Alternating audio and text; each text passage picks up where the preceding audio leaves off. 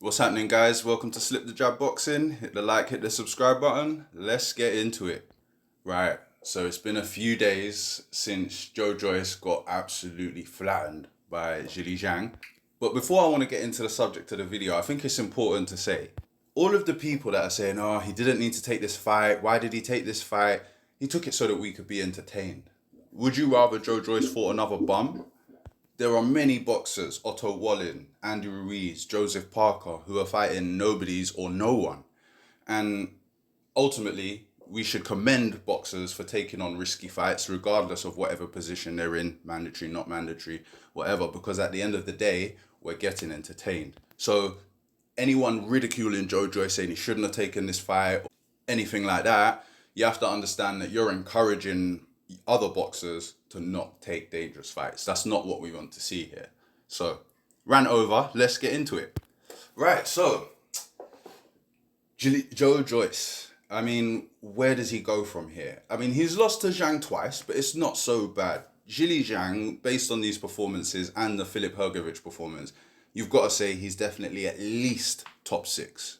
Top six. So I don't think there's any shame in losing that fight. People are saying that he should retire. I'm not sure that's the correct way to go. I'm sure he'd like to finish his career on a win.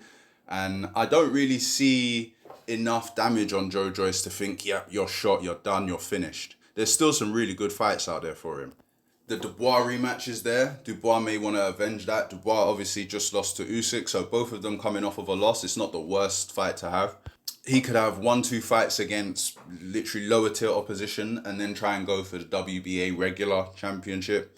It might work. I mean, you've got Jarrell Miller, Manuel Char like floating about in that kind of circuit. So those are some fights that would be good for him.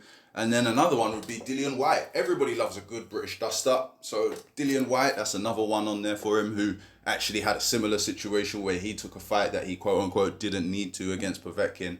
However, he avenged that loss.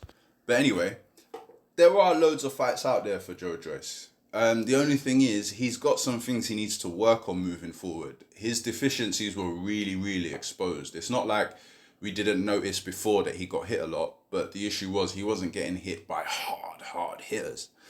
So his main focus is making sure he's moving his head, or however he does it, make sure he's not available to be hit to the head so often, so frequently. But the thing is, he's 38 years old now, so I'm not exactly sure how he's going to be able to change that kind of behavior. Is it too late for him to learn? I mean, I'm not sure. His trainer, Ismail Salas, is with him for the second time now.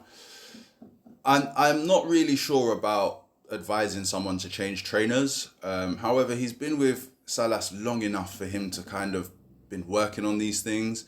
Salas is a good trainer, so he should have seen some of these defensive deficiencies and kind of worked on them already. The fact that he hasn't is kind of worrying, but I wouldn't exactly know who to advise him to move on to, so I guess for now that will be down to his decision.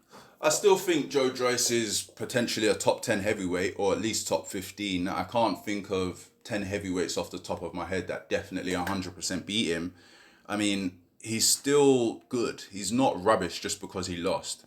If you lose to someone better than you, that just means there's someone better than you, which there is always going to be anyway.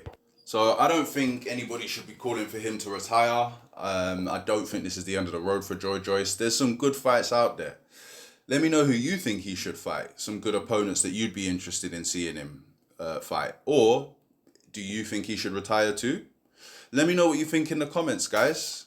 Take it easy.